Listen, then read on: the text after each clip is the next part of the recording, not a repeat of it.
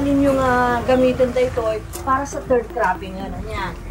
Ating pong tunghayan ang unveiling marker na magtanggol Solar Powered Pump Site 2.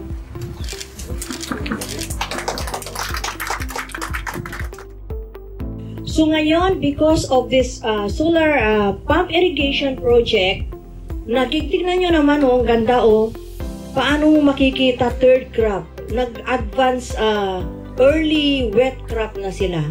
So saan galing yan dito? Kaya ito lang ang hiling ko sa ating mga farmers, huwag ninyong ipagdamot ang tubig. Tubig is life. Once again, thank you mga uncle ko, mga auntie ko, mga pinsan ko, mga kababayan ko sa Nueva Ecija. Thank you so much sa inyong pag-accommodate sa NIA. Magandang umaga po sa inyong lahat. Na naririto upang saktayin ang tagumpay na sinasabi ng atin mga opisyalis ng NIA na talaga naman po tagumpay, ma'am. Nagpapasalamat po ang pamunuan ng Magkabalikat Irrigator Association at papamunutaka, ma'am, sir, at teacher. Ang masasabi po namin, na natinig po namin sa inyo, umasa po kayo, iingatan po namin upang ipagpatuloy pa ang magandang programa ng ating gobyerno. Ako po si Marcelino Almodovar, nakatira po sa Barangay Magtanggol sa City of Muñoz.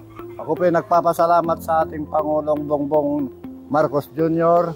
sa pagbibigay po niya ng patubig na solar dito sa aming barangay. Kaya marami pong may tutulong ito para sa amin na bilang magsasaka, sapagkat ako po ay umaabot na po siguro sa mga 40 years na pagsasaka. Ngayon lang po nabigyan ng benepisyong ganito at napakalaking ginhawa po para sa akin ang solar na patubig na binigay po ng ating Pangulong Marcos.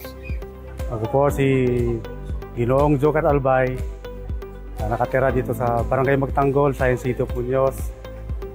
Ako'y 54 taong gulang na, 20 years na akong nagbubukid. Sa pagkakaroon ng solar dito po sa amin, napakalaking benepisyo po. Dahil malaking katipiran po tulad na sa aming mga magsasaka. Dahil nakatipid kami sa diesel, sa kuryente. Siguro tuloy-tuloy na, siguro tataas ng antas ng aming ani siguro ngayon. Madadagdagan pa ang aming ani.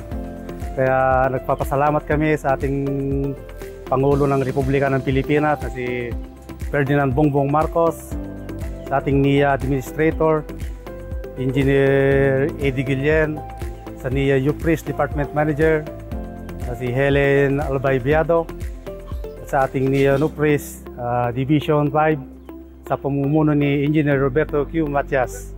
Maraming salamat po. Ako po si Mr. Eduardo Niegos, kasalukuyan pong residente at nanirahan dito sa barangay nito, na isa po sa mga biniyayaan at napakapalad po namin na pinagkaluwan po kami ng solar water pump na kagaya po nito. Ako po meron ng 15 taon nang nagsasaka rito, pero ngayon po lang po kami magsisimula. Sa kadahilanan pong ngayon pa lang po usbong talaga yung solar na ganito na proyekto po na ating Pangulo. So kaya kami po rito sa barangay nito ay nagpapasalamat at kami po ay biniyayaan ng solar pump na ganito. At sa ating pong pinakamamahal na Pangulo, kundi dahil po sa inyo, hindi po kami magkakaroon ng ganito. Kaya maraming salamat po sa mga biyayang pinagkakalob po nyo sa mga magsasakang kagaya po namin. So sana po, mahal na Pangulo, marami po kayong matulungan kagaya po namin. At ngayon pa lang po magsisimula ang panibagong pagsasaka sa aming buhay. Mulit-muli po, kami po ay nagpapasalamat dito sa barangay na ito, sa NIA UPRIS at sa ating Pangulong Marcos. At kami po ay pinagkabiyayaan nyo ng ganitong napakalaking tulong. Maraming salamat po.